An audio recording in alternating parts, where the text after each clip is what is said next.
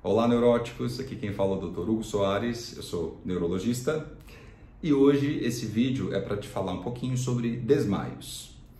Então, desmaio, na verdade, não é uma queixa neurológica, mas com muita frequência o neurologista é chamado para avaliar, seja no pronto-socorro, seja no paciente internado, aquele paciente que desmaiou, ainda mais se os desmaios estão acontecendo com recorrência. Mas eu vou te confessar que na maioria das vezes o problema é cardiológico ou cardiovascular, né?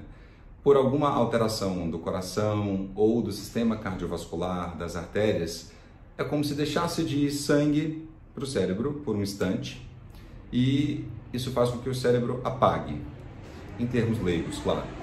Esse é o mecanismo mais comum para desmaios. Eu ia falar causa, mas não é a causa mais comum. Existem várias causas cardiovasculares que, através desse mecanismo, né, de deixar de levar sangue para o cérebro, fazem com que o paciente perca a consciência transitoriamente. Então, a maioria das vezes não é neurológico. Então por que o neurologista é chamado? Basicamente, para ter certeza que o paciente não teve uma crise epilética.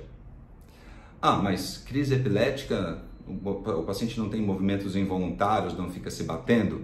Se for uma crise convulsiva, sim. E aí não precisa nem ser médico para saber que o paciente teve uma convulsão, certo? Se você vir alguém na rua tendo uma convulsão, você vai saber. Mas existem crises epiléticas que não se manifestam através de contrações musculares.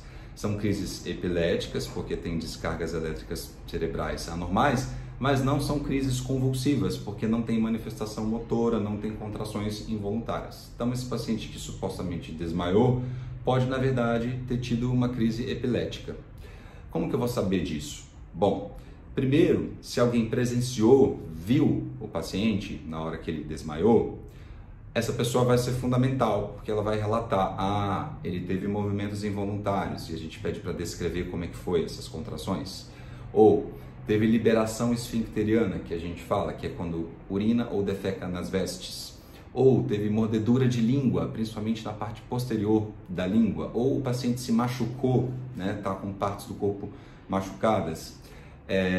Depois que ele voltou do desmaio, ele ficou muito tempo confuso, sonolento, até uns 30 minutos. Tudo isso são indícios de que o paciente pode, na verdade, ter tido uma crise epilética.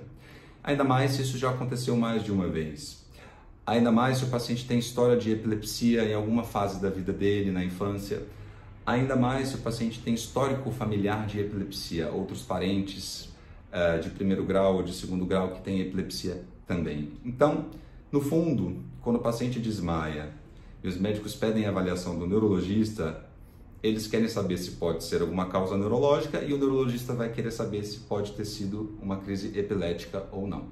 E aí vem exames laboratoriais, principalmente para ver se teve contrações musculares, alguns exames de sangue podem ajudar, e exames para avaliar a atividade elétrica cerebral, eletroencefalograma, podem nos ajudar.